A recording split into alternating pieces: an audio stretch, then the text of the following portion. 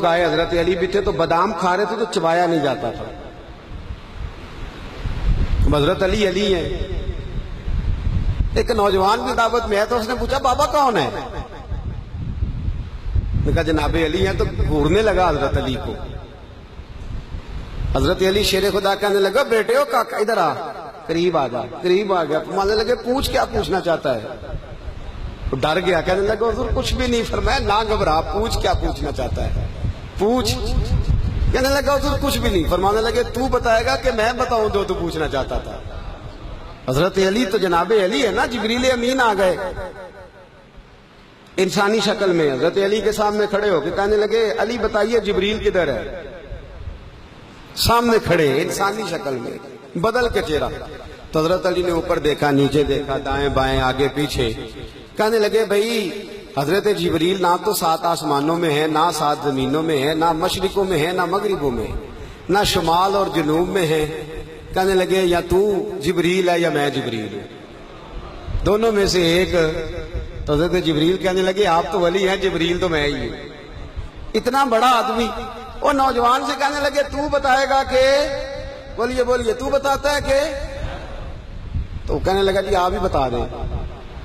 تو حضرت علی فرمانے لگے تو یہ کہہ رہا تھا, سوچ رہا تھا دل میں کہ علی سے بادام تو چبایا نہیں جاتا, تو خیبر کا قلعہ کیسے اکھیڑ دیا تھا؟ یہی سوچ رہا تھا نا تو, کہ بادام تو چبایا نہیں جاتا تو خیبر کا قلعہ کیسے اکھیڑ دیا. تو حضرت علی شیر خدا نا یہ بات اس نے جب کہا جی حضور بات تو آپ کی ٹھیک ہے, سوچ میں یہی رہا تھا. تو آپ فرمانے لگے کوئی خیبر ہے تو مجھے بتا, میں ابھی بھی توڑنے کو تیار ہوں. خیبر ہے تو بتا.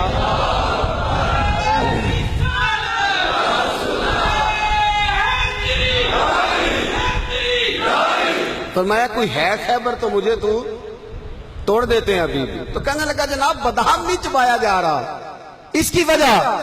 آپ فرمانے لگے بادام میں وجود کی قوت سے توڑ رہا ہوں, اور خیبر میں نے ایمان کی قوت سے توڑا تھا. وہ میرے دیواریں ہلتی رہتی ہیں اور در کانپ جاتا ہے. علی کا نام سن کے اب بھی خیبر کانپ جاتا ہے. فرمایا خیبر میں نے کس قوت سے توڑا تھا؟ بولے بولے ہے نا قوت ایمان میں. فرمایا خیبر میں نے, قوت ہے ایمان میں. روزہ رکھیا جی, بولتے کیوں نہیں؟ حالے آندے قوت مینوں اشارے دے دے ہلکے ہلکے. ایمان میں قوت ہے نا, بولے پھر اللہ جزائے خیر دے. میں تو بیمار چلا آ رہا ہوں کئی دنوں سے, پھر بھی بول رہا ہوں. تو مینوں منڈا ہونی گڈی چ بیندے آندا سی, پہ آندا سی بول دیا نہیں تھوڑا پتہ لگتا کہ تسی بیمار ہو. میں نے کہا چلے یار آپ کی مہربانی ہے, نہیں پتہ چلتا تو. سن لے ایمان کے اندر قوت ہے نا. حضرت سعد بن ابی وقاص نے قادسیہ پہ حملہ کیا تو بدھ مت عیسائی یہودی سارے کٹے, قلعہ بند ہو گئے. چاروں جانب دیوار تھی قلعے کی, بڑی بڑی فصیل لمبی چوڑی, بڑا لمبا چوڑا گیٹ. باہر نہیں نکلتے, باہر نکلے تو جنگ ہونا. ایک علاقہ تھا وہ قلعہ بند ہو گیا. حضرت سعد بن ابی وقاص نے انتظار کیا, وہ باہر نہیں نکلتے. انہوں نے پہلے سے پلاننگ کی تھی, کو مہینے کا راشن لے کے وہ اندر چلے گئے. جناب سعد بن ابی وقاص کہنے لگے بھئی اب یہ دیوار تو گرانی پڑے گی. یہ دیوار جی کیسے؟ فرمانے لگے ایمان کی قوت سے. آپ نے نا انسانوں کی 4 دیواری بنائی, اس دیوار کے گرد صحابی کھڑے کیے. توجہ میری طرف رکھیے گا. یوں چاروں جانب صحابہ کھڑے ہو گئے. جب صحابہ کھڑے ہوئے چاروں کونوں میں, اب یہودی, بدھ مت, عیسائی تینوں اندر ہیں. حضرت سعد بن ابی وقاص نے کہا چلو بھئی ایمان کی قوت سے بولو. صحابہ بولے لا الہ لا الہ خودی کا سر نہا لا الہ الا خودی کا تیغ فسا لا الہ الا خودی کا تیغ فسا لا الہ الا. اگرچہ بت ہے جماعت کی آستینوں میں, مجھے ہے حکم ازاں لا الہ الا. وہ 3-4 دفعہ کلمہ پڑھا تو دیوالیں ہلنے لگی, کانپنے لگی. انہوں نے توڑے دروازے, باہر آ گئے. کہنے لگے کیا ہوا؟ حضرت سعد بن ابی وقاص کہنے لگے کافرو بے ایمانو, ابھی تو ہم نے ایمان کا پہلا کلمہ بھی آدھا پڑھا ہے. ابھی تو ایمان کا پہلا کلمہ بھی لا الہ الا آدھا پڑھا ہے. اگر محمد رسول اللہ پڑھ لیتے تو تمہارا بچتا ہی کچھ نہ. ابھی تو ایمان کا پہلا کلمہ بھی آدھا پڑا ہے اور تمہاری دیواروں میں دراڑیں پڑ گئی ہیں. اللہ کرے میری ملت ایمان کا کلمہ ہی ڈانٹ کے پڑھنے لگ جائے. اگرچہ بت ہیں جماعت کی آستینوں میں، پر مجھے حکم اذاں لا الہ. اور یہ دور اپنے ابراہیم کی تلاش میں ہے. صنم کدا ہے جہاں لا الہ. باہر آنا، پکڑو ان کو مارو. جس دن ابو جہل آیا ہے نا بدر میں، اس نے جاسوس بھیجا. محمد بن اینیا تھے یا عروہ بن مسعود، دو مختلف نام کتابوں میں آتے ہیں. وہ جاسوس چیک کر کے گیا مسلمانوں کو واپس.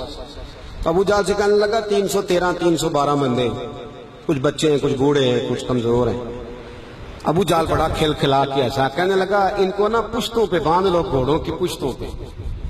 جنگ کیا کرنی ہے، تلواریں ان کے پاس کوئی نہیں، لڑ یہ نہیں سکتے، باندھ لو، لے چلتے ہیں مکے، وہاں جا کے دیکھیں گے کیا کرنا. محمد بن اینیا کہنے لگے ابو جہل ہوش کر، ہوش کر، تلواریں کوئی نہیں، زرہیں کوئی نہیں، پر میں ان کا ایمان دیکھ آیا، میں ان کا ایمان. فرمایا سب نے جھولیاں اٹھائی اور یہ کہہ رہے ہیں یا اللہ ہمیں واپس نہ بھیجنا، ہم تیرے نبی کے قدموں پہ قربان ہونے آئے. ان کا ایمان میں حضرت خالد بن ولید نے حملہ کیا ملک شام پہ، حملہ کیا. یہودی باہر نہیں نکلتے، باہر نکلے ان کا بہت بڑا لیڈر مذاکرات کرنے آیا تو ہاتھ میں زہر کی پڑیا ہے. فرمایا یہ کیا ہے؟ مذاکرات کرنے آیا تو یہ کیا؟ کہنے لگا زہر. کیا مطلب؟ کہنے لگا اگر مذاکرات ناکام ہوئے تو زہر کھا کے مر جاؤں گا، مسلمانوں کو کبھی اقتدار نہیں دوں گا. تو آپ فرمانے لگے زہر بھی تب بھی اثر کرے گا نا جب میرا اللہ چاہے گا. کس کی قوت؟ ایمان کی. کس کی قوت؟ زہر کب اثر کرے گا؟ جب اللہ. تو کہنے لگا یہ بڑا زہریلا زہر ہے ہمارے علاقے کا، یہ تو کسی کے ناک میں ذرا ہوا سے چلا جائے تو بندہ مر جاتا ہے. آپ فرمانے لگے بندہ تب بھی مرتا ہے جب اللہ مارے، اور جسے اللہ نہ مارے مر سکتا. وہ کہنے لگا کیسے ہو سکتا ہے؟ فرمایا لاؤ ادھر. حضرت خالد بن ولید. او بھائی طاقت ایمان کی قوت سے ملتی ہیں، ہمت ایمان کی قوت سے. فرمایا بلا سارے یہودی، سارے آ گئے. فرمایا تم کہتے ہو زہر ہوا کے ذریعے ناک میں بھی چلا جائے تو بندہ مر جاتا ہے. پوری پڑیا زہر کی جناب خالد کھا گئے، پانی کا گلاس پی گئے، 18 رکعتیں نفل بھی پڑھ گئے. ہر 2 رکعتوں کے بعد پیچھے پلٹ کے دیکھ دے تو کتنے یہودی کلمہ پڑھ جاتے ہیں، کتنے غیر مسلم. یہ کس کی طاقت ہے؟ بولے تو صحیح ہے، بولے. ایمان بڑا قوت والا ہوتا ہے، بڑا قوت والا. اس کا پتہ کب چلے گا کہ ہمارے اندر ہے کہ نہیں؟ کروڑوں ناجائز روپیہ سامنے پڑا ہو اور بچہ عید کے لیے کپڑے بھی مانگ رہا ہو، لیکن انسان ناجائز پیسے کو ہاتھ نہ لگائے، بچے کو تسلی دے کے سلا دے، تو اس کا مطلب ہے کہ ایمان اس کے پاس ہے. میرے نبی کریم صلی اللہ علیہ وسلم نے فرمایا فحاشا، خوبصورت عورت، بری عورت، خوبصورت بھی ہو بری بھی ہو اور دعوت گناہ بھی دے، بچہ جوان بھی ہو خوبصورت بھی ہو خواہشات بھی ہو، اور پھر بھی وہ کہے انی اخاف اللہ، نہیں بھئی میں اللہ سے ڈرتا ہوں، تو اس کا مطلب ہے اس کے پاس ایمان ہے.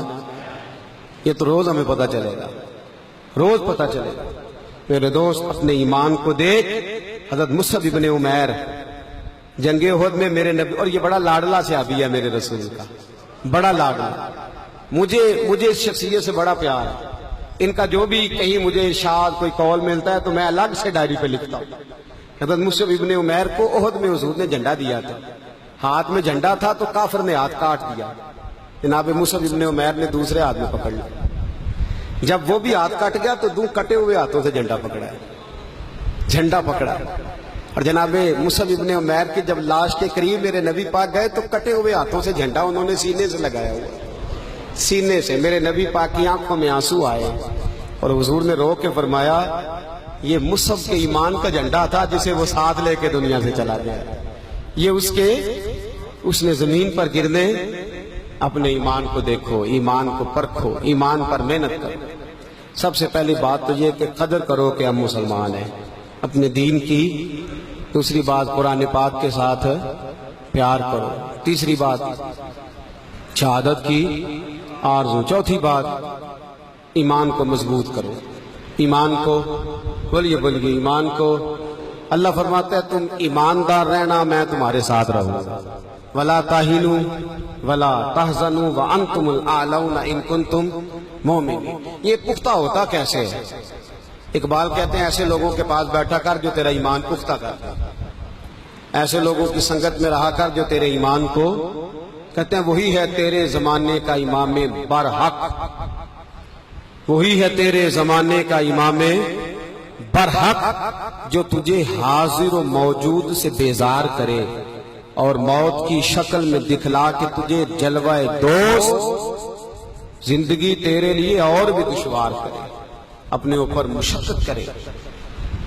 آج جمعۃ الوداع کا موقع ہے، ہم اکیلے مسلمان نہیں، فلسطین والے بھی مسلمان ہیں، کشمیر والے بھی مسلمان ہیں، بوسنیا والے بھی مسلمان ہیں، افغانستان والے بھی، عراق میں جو لوگ بھیک مانگ کے گزارا کر رہے ہیں وہ بھی مسلمان ہیں۔ ہمیں کم از کم ان کے لیے دعا تو کرنی چاہیے، ہمیں قوت اسلامیہ کا اظہار تو کرنا چاہیے، قوت اسلامیہ کا پیغام تو عام کرنا چاہیے۔